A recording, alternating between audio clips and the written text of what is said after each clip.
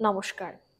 আমরা এমন অনেকেই আছি যারা যেমনটা আমরা ভাবি এবং যেটা আমরা পাওয়ার চেষ্টা করি তেমনটা যদি না পাই বা তেমনটা যদি না হয়, তাহলে আমাদের মন খুব খারাপ হয়, আমরা খুব দুঃখ পাই এবং এমন অনেকে আছেন সেটা নিয়েই ভাবতে ভাবতে মানসিক অবসাদের দিকে চলে যান এবং সেটা নিয়ে নানান রকম ফিলিংস আমাদের মধ্যে কাজ করে। তো তাদের উদ্দেশ্যে একটি সত্যি ঘটনা আজকে আমি বলতে চলেছি।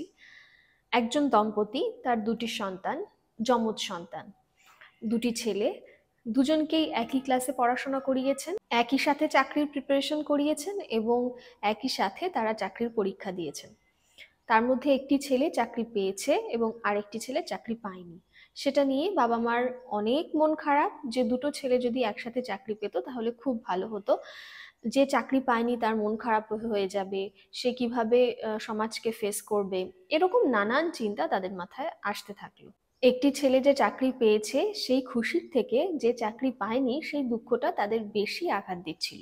তো যে ছেলেটি চাকরি পেয়েছে তার যেদিন জয়নিং ডেট, প্রথম দিন চাকরির, সে বাসে করে সেই গন্তব্যস্থলে যাচ্ছিল। হঠাৎ বাসটার অ্যাক্সিডেন্ট হলো এবং সেই ছেলেটি মারা গেল। তখন তার বাবা মা নিজেকে কি বলে বোঝালেন যে ভালো হয়েছে আরেকটি ছেলে চাকরি পায়নি, না হলে হয়তো দুজনেই একই সাথে একই বাসে যেত, হয়তো আমার আরেক ছেলেরও প্রাণ চলে যেত, আমার এই ছেলেটিও হয়তো আমার কাছে থাকতো না, এই ছেলেকে নিয়েই আমরা এখন সারা জীবন কাটাবো, বাঁচবো।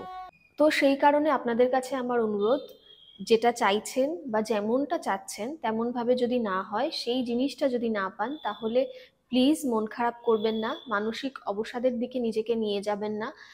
অবশ্যই ভালো কিছু আমাদের জন্য ওয়েট করে আছে, সেটা আমরা তখন বুঝতে পারি না, কিন্তু একটা সময় পরে গিয়ে ঠিক বুঝতে পারি।